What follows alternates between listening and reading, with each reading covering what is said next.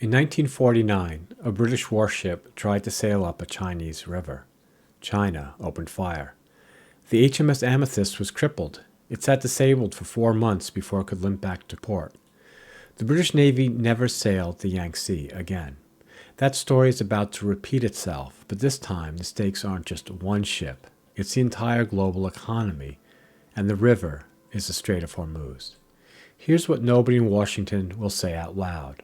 The U.S. Navy, the most powerful fleet ever assembled in human history, can no longer safely sail through the Strait of Hormuz, and they know it. Stick with me, because by the end of this video, you'll understand why this changes everything. Oil prices, Taiwan, the next 50 years of American foreign policy. To understand what happened, we need to go back to the 1980s. Missiles were expensive. A single guidance system required advanced electronics that only a handful of countries could manufacture. If you wanted to sink a ship, you needed $1 billion military industry behind you.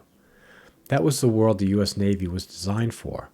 Most of its ships were built in the 1980s, optimized for a threat that no longer exists. Then the 2010s happened.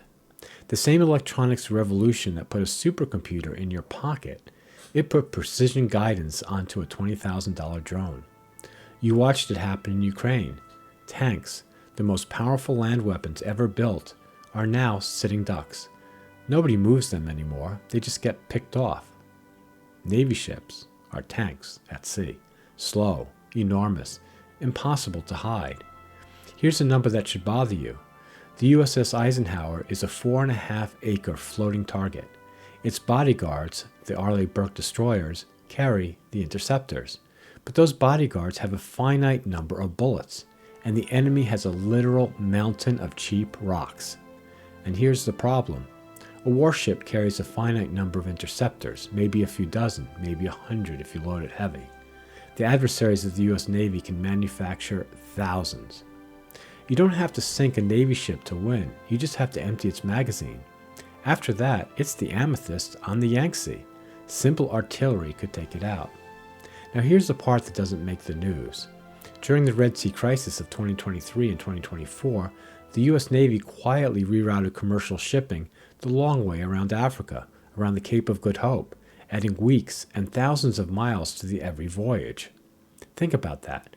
The most powerful navy in history chose a 19,000-kilometer detour rather than force a confrontation with Yemen. Yemen. Not Iran, not China, Yemen, one of the poorest countries on earth. Politically, no admiral can stand up and say, "We can't go there." Their careers, their budgets, their entire institutional identity depends on projecting confidence. But the detour speaks for itself. When the Navy reroutes, your Amazon package gets more expensive, your gas price creeps up. The detour isn't just a tactical retreat, it's a tax on the Western world.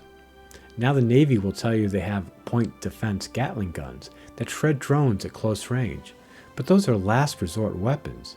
If you're relying on a phalanx, the enemy is already at your front door, and in the 21-mile-wide Strait of Hormuz, there's nowhere to hide. Iran controls the northern coastline. It has land-based missiles, submarines, drone swarms, and fast attack boats, all firing from fixed positions with unlimited resupply.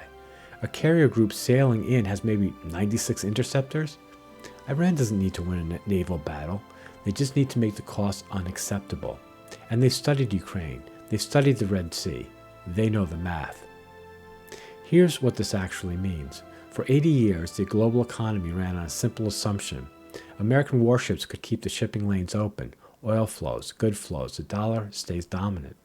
That assumption, quietly, without any announcement, has ended. The Navy isn't weak. In open water, ship to ship, it's still unmatched.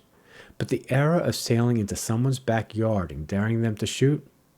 The Amethyst already told us how that ends. The only question is whether we admit it before or after we learn the hard way.